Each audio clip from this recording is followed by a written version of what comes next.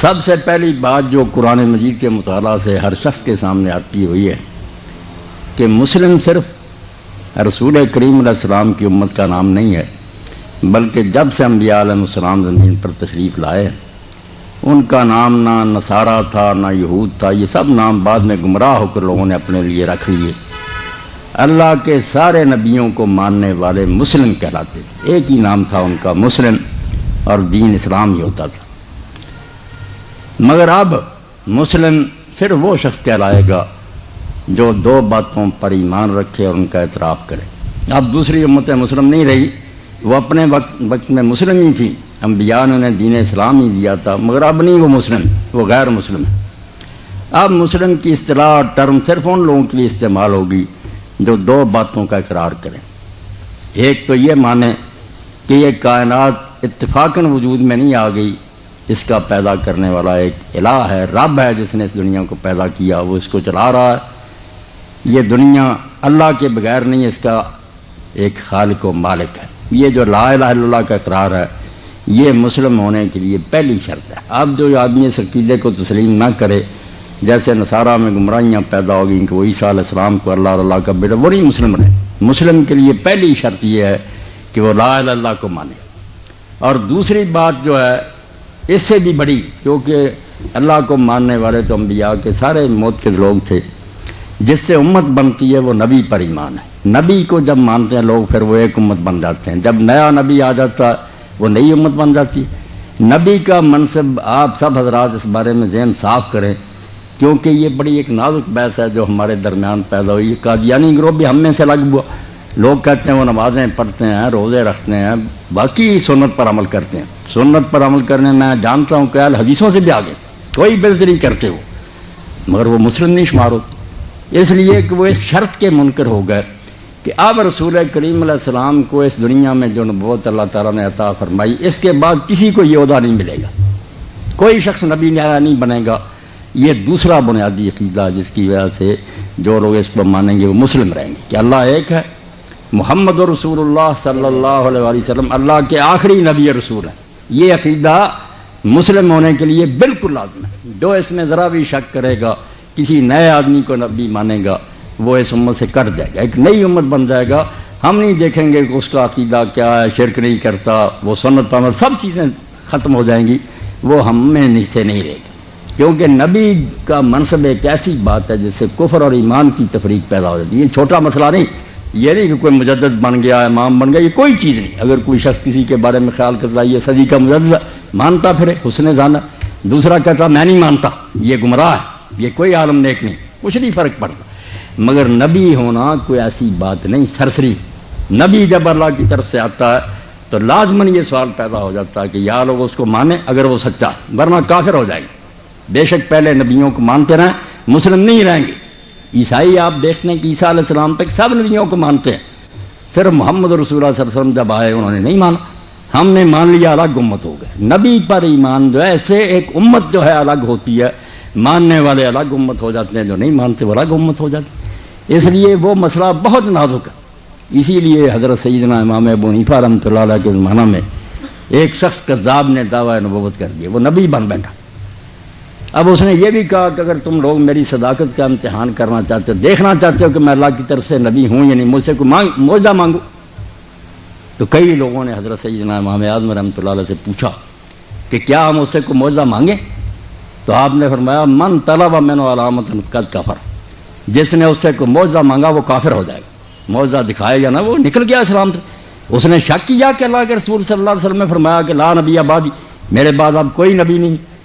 اس لیے نبوت کا منصب جو ہے یہ معمولی مسئلہ نہیں۔ یہ نہ دیکھیں وہ نمازیں پڑھتے ہیں ان کا اخلاق اچھا نہیں، وہ ہزار نیک ہوں، ہمارے ساتھی نہیں رہے، وہ ہم الگ امت ہو گئے، وہ ایک الگ امت بن گئی۔ اسی لیے جب سے وہ بنے ہیں انہیں بھی اس بارے میں کوئی شک نہیں تھا کہ کیونکہ ہم غلام احمد کو نبی مانتے ہیں، جو اس پر نہیں مانتے وہ کافر ہیں۔ انہوں نے کبھی اس بات کو نہیں چھپایا۔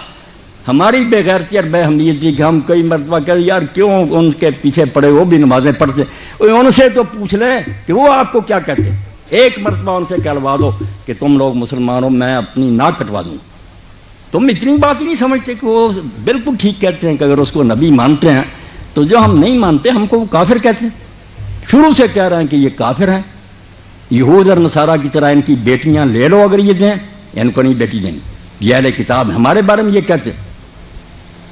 ہمارا کوئی بچہ مر جائے تو مرزا بشیر الدین محمود احمد سے پوچھا گیا کہ غیر احمدیوں کو اگر چھوٹا سا بچہ مرا اور اس کا جنازہ ہو رہا تھا اس میں شامل ہو جائیں.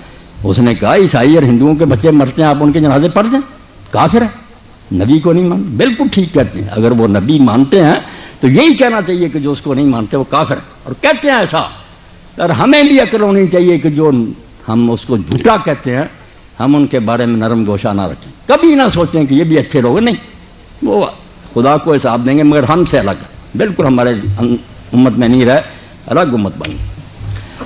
تو مسلم ہونے کے لیے یہ دو چیزیں شرط ہیں: اللہ کی توحید کو مانے اور محمد رسول اللہ صلی اللہ علیہ وسلم کو آخری نبی مانے. صرف نبی نہ مانے، آخری مانے کہ اب آپ کے بعد کسی کو عہدہ نہیں ملے گا.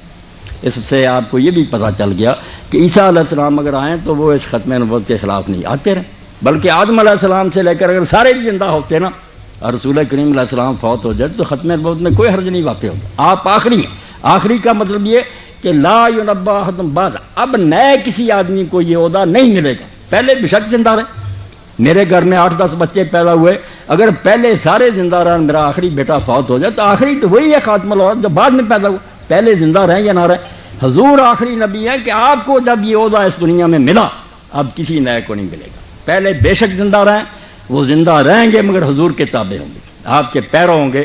عیسیٰ علیہ السلام بھی آئیں گے، کوئی نیا دین نہیں لائیں گے، کوئی نئی شریعت نہیں لائیں گے. مسلمانوں کو آ کر بالکل نہیں یہ کہیں گے کہ ہم مجھ پر ایمان لاؤ. وہ اللہ کے سچے نبی مگر اس امت میں شامل ہو جائیں گے. حضور علیہ الصلوۃ والسلام کی امت کا امام ہوگا جو فجر کی جماعت کھڑی ہوگی، اقامت ہو رہی ہوگی، عیسیٰ علیہ السلام تشریف لائیں گے. وہ کہیں گے امام صاحب یا روح اللہ تقدم تار صلی، آؤ اللہ کے پیغمبر آپ آ گئے، نماز پڑھائیں. فرمایا نہیں، اللہ نے اس امت کو یہ شان بخشی ہے، نماز تم پڑھاؤ میں پیچھے پڑھوں. اب حضور کا دور ہے، سابقہ صدر رہے، اب صدارت حضور صلی اللہ علیہ وسلم کا. اب کوئی شخص نیا نبی نہیں بنے. تو مسلم کون ہوگا؟ پہلے یہ واضح کرنا تھا کہ مسلم کی حیثیت سے پہلے مسلم تو سمجھے کہ اللہ کی توحید کو مانے اور حضور کو آخری نبی مانے. یہ جو بات مانتا ہے وہ مسلم ہے. اب مولوی حضرات بھی بیٹھے ہیں، سمجھ لیں کہ کوئی شخص جو یہ دو باتیں مانتا اس کو آپ کافر نہیں کہہ سکتے. صاف سن لیں مجھ سے، جس نے بحث کرنی مناظرہ میدان میں آئے، وہ شیعہ ہو، وہ بریلوی ہو، وہ دیوبندی ہو، وہ اہل حدیث ہو، ان گروہ میں سے کوئی کافر نہیں. آپ گمراہ کہہ سکتے ہیں، غلط کہہ سکتے ہیں کہ اس کا یہ مسئلہ جو ہے نہیں ٹھیک، کافر نہیں کہہ سکتے. کافر وہی ہوگا جو ان دو باتوں میں سے کسی کا انکار کرے گا. اللہ کی توحید کا انکار کرے، محمد مصطفیٰ صلی اللہ علیہ وسلم کو آخری نبی نہ مانے. کافر نہیں ہو سکتا، یاد رکھیں آپ. اور اس امت کی شرادہ بندی کسی امام کی وجہ نہیں ہے، نہ کسی ولی کی وجہ سے کہ ہم فلاں ولی کو مانتے نہیں. ولیوں میں اختلاف ہے. کوئی کہتا ہے شیخ عبدالقادر جیلانی رحمۃ اللہ علیہ سب سے بڑے ولی ہے. ان دنوں میں ایک بریلوی عالم نے کتاب لکھی کہ بالکل افسانہ ہے، وہ نہیں بڑے ولی، فلاں بزرگ بڑا ولی. اپنا خیال. کوئی کسی کو ماننے سے نہ مسلمان ہوا نہ کافر ہوتا. کن کو ماننے سے ہم مسلمان ہوئے؟ انڈونیشیا سے لے کر امریکہ تک صرف ایک رشتہ ہے جس نے ہمیں ایک بنا رکھا ہے، اور وہ محمد مصطفیٰ صلی اللہ علیہ وسلم کو نبی ماننا. یاد رکھیں. اس کو جو نقصان پہنچاتا ہے کہ حضور کو ماننے والے کو کہتا ہے کہ یہ کافر ہے، وہ شخص خود کافر ہے. رسول اللہ نے کہا جو کلمہ گو کو کافر کہے وہ خود کافر ہو جاتا. کسی کو کافر نہ کہو. توبہ کرو کہ مسلمان گروہ جتنے ان کو کسی کو کافر نہیں کہنا. آپ مسائل میں بحث کریں، کہیں کہ آپ لوگوں کی یہ بات غلط ہے، اس کی کوئی دلیل نہیں. کافر نہیں. جو اللہ کو مانتا ہے، رسول اللہ کو آخری نبی مانتا، مسلم. بالکل وہ اسلام کے دائرے میں.